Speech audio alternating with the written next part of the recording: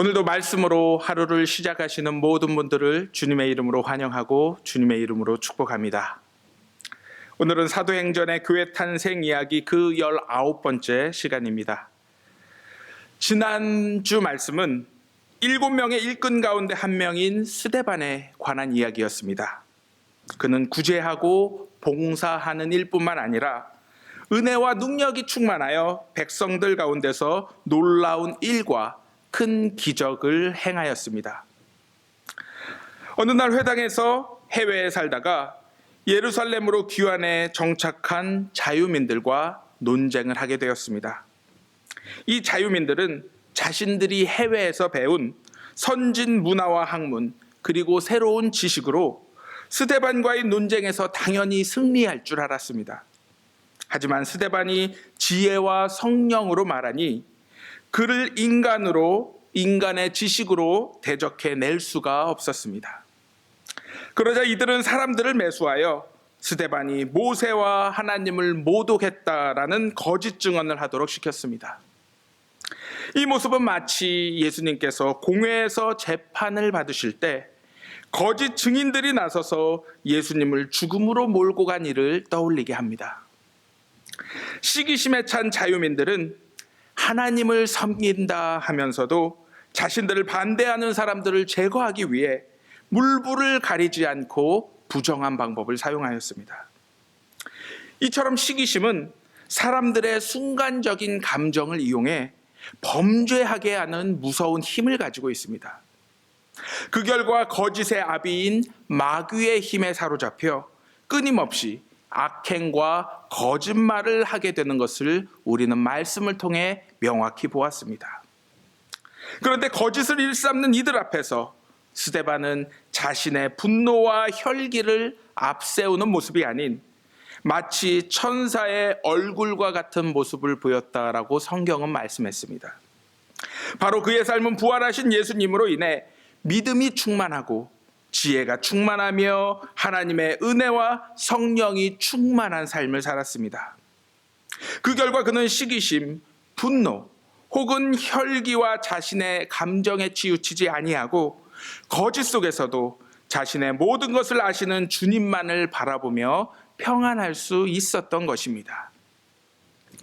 오늘 우리에게 주신 말씀은 스데반이 하나님의 명령을 거역하는 이스라엘 종교 지도자들을 향해 부활하신 예수 그리스도를 담대히 그리고 마지막으로 전하는 내용의 시작입니다. 먼저 대제사장은 공회에 끌려온 스데반을 향해 거짓 증인들의 모든 고발이 사실이냐라고 질문을 했습니다. 즉 나사렛 예수가 이 성전을 헐겠다고 한 것과 모세의 율법을 뜯어 고칠 것이라 말한 것을 스데반이 다시 사람들에게 말했냐라고 묻는 것이었습니다. 저는 이 모습 속에서 자유민들이 악한 일에 참으로 지혜롭다라는 생각을 하게 되었습니다. 과거 예수님을 죽음으로 몰고 간 사람들은 바로 공회의 지도자들이었습니다.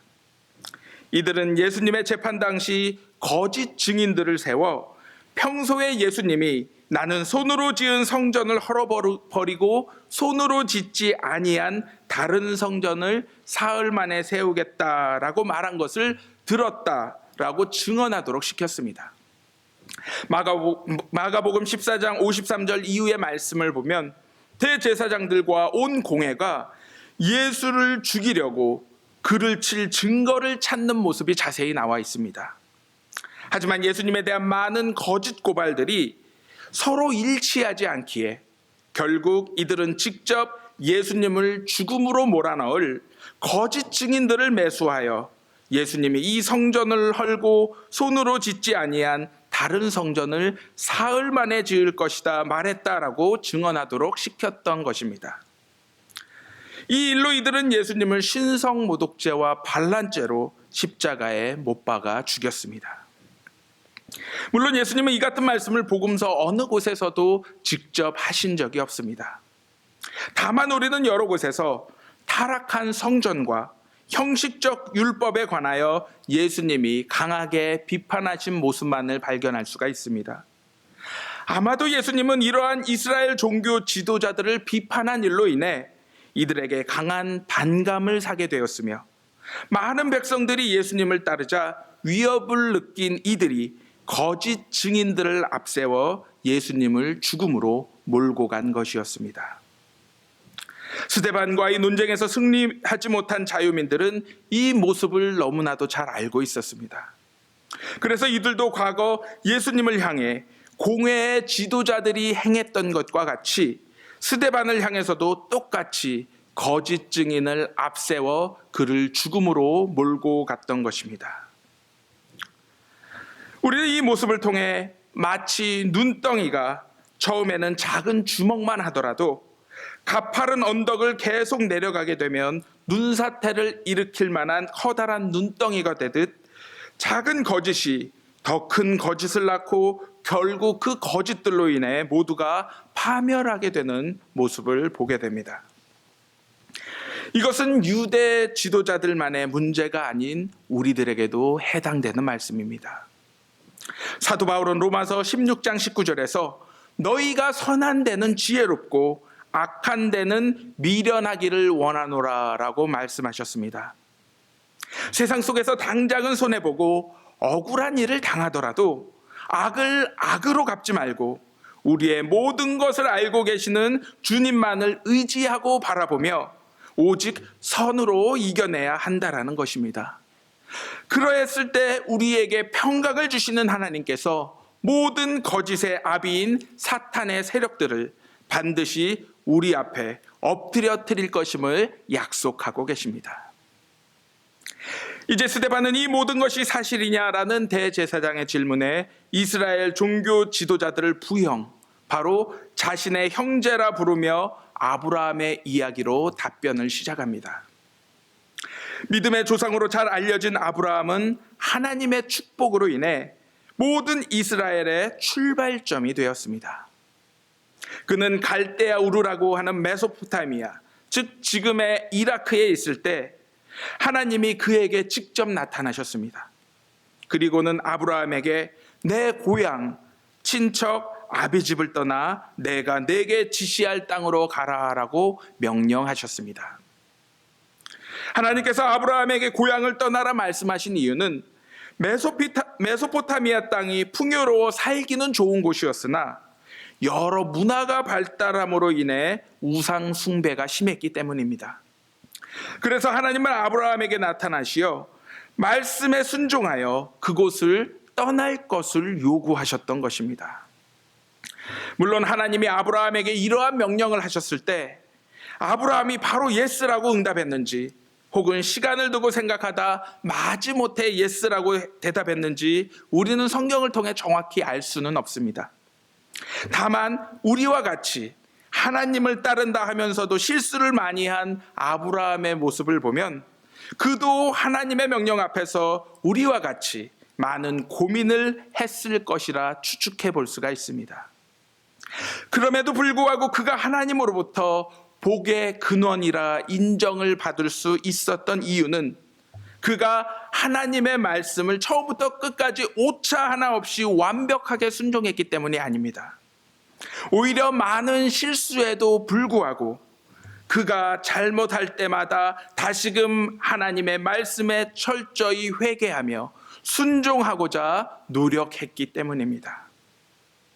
인간적인 면으로 보았을 때 하나님이 매일같이 척박한 상황과 한 치 앞도 내다보지 못하는 불확실한 상황으로 이끄실 때마다 아브라함은 아마도 과거 풍요롭고 안락한 삶을 누렸던 갈대아 우르를 그리워했을지도 모릅니다. 그럼에도 불구하고 그는 하나님을 향한 확고한 믿음이 있었습니다. 그것은 당장의 풍요로움과 안락함, 그리고 보장된 이 땅의 모든 미래를 포기하고라서도 결코 빼앗길 수 없는 것으로 다름 아닌 하늘의 소망이었습니다. 히브리서 11장 13절 이후의 말씀은 이렇게 선포하고 있습니다. 믿음의 사람들은 모두 믿음을 따라 살다 죽었습니다. 그들은 약속하신 것을 이 땅에서 받지 못했지만 그것들을 멀리서 바라보고 반겼으며 이 땅에서는 오직 길손과 나그네임을 고백하였습니다. 믿음의 사람들이 만일 떠나온 곳만을 생각하고 있었더라면 그들은 돌아갈 기회가 몇 번이고 있었을 것입니다. 하지만 이들은 더 좋은 곳을 동경하고 있었습니다. 그것은 곧 하늘의 고향입니다. 하나님께서는 아브라함에게 당장의 눈에 보이는 축복을 허락하지 않으셨습니다. 오히려 눈에 보이는 모든 세상의 축복을 포기하고 자신을 무조건 따르라라고 말씀하셨습니다. 그리고 아브라함은 그 하나님의 말씀에 순종하여 하나님의 약속을 끝까지 믿음으로 따라갔습니다. 이러한 이유로 아브라함은 하나님으로부터 의롭다 칭함을 받게 되었던 것입니다. 로마서 4장 18절 이후의 말씀을 보면 사도 바울은 아브라함이 바랄 수 없는 중에도 바라고 믿기 어려운 가운데에서도 믿었다라고 기록하고 있습니다. 이것이 바로 의롭다 칭함을 받은 아브라함의 믿음입니다. 맹목적으로 무엇인가 하나님으로부터 우리 삶에 좋은 것을 바라는 것이 아닌 이미 말씀하신 하나님의 약속을 붙들고 어떻게든 그 약속의 말씀에 순종하는 삶을 끝까지 살고자 발버둥 치는 삶이 다름 아닌 믿음의 삶이었던 것입니다. 그러므로 비록 우리의 삶에 실수가 많더라도 낙심치 말고 다시 하나님께로 돌아와 마지막까지 하나님의 말씀만을 붙들고 의지하며 그 말씀대로 살아가시는 저와 여러분들이 되시기를 주님의 이름으로 간절히 기도합니다. 요즘 신문 기사를 보면 시간이 갈수록 특히 젊은 세대의 미래가 불투명해지고 있다고 말합니다. 이산화탄소의 무분별한 배출로 인해 북극과 남극의 빙하가 녹아 네덜란드와 같이 해수면이 낮은 국가들은 향후 사라질지도 모른다는 전망이 나오고 있으며 또한 새로운 질병의 출현으로 인해 인류는 언제든 지구상에서 사라질 수 있다라는 위험에 노출되고 있다라는 경고가 나오고 있습니다. 실제로 우리는 코로나 팬데믹으로 이와 같은 일을 실제로 경험하게 되었습니다.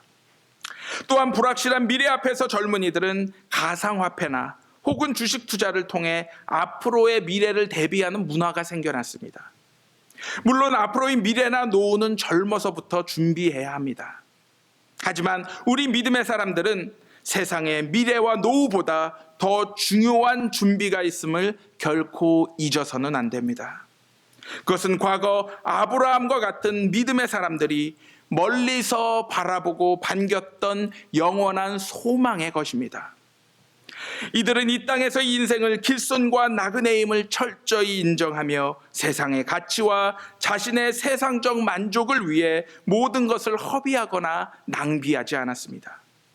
그들은 철저히 하늘의 고향을 바라보며 하나님의 약속과 그 말씀에 순종하는 삶을 통해 자신의 보물을 좀먹고 녹이 슬어 망가지며 도둑이 훔쳐가는 이 땅이 아닌 누구도 빼앗아 갈 수 없는 하늘에 쌓아 두었습니다. 바로 세상의 보화를 팔아 하늘의 소망을 소유한 삶을 살았던 것입니다. 그렇다면 지금 우리들의 삶은 어떠하십니까? 어리석은 부자와 같이 세상의 곳간에 쌓인 재물을 바라보며 평안히 쉬고 먹고 마시는 삶을 살아가고 있지는 않으십니까? 예수님은 이러한 우리들에게 이렇게 말씀하십니다.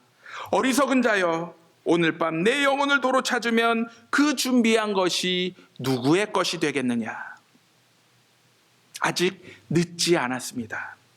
늦었다고 생각할 때가 어쩌면 가장 빠른 시점일 수도 있습니다.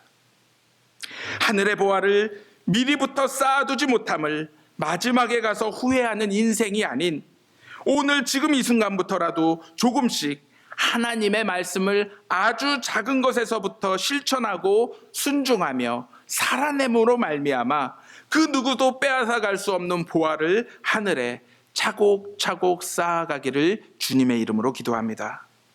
그리하여 마지막에 가서 땅을 치며 후회하는 인생이 아닌 지금부터 준비하여 마지막까지 주님과 아름다운 동행을 하시는, 바로 아브라함과 믿음의 선조들과 같이 그러한 삶을 살아가시는 저와 여러분들이 되시기를 다시 한번 주님의 이름으로 간절히 기도합니다.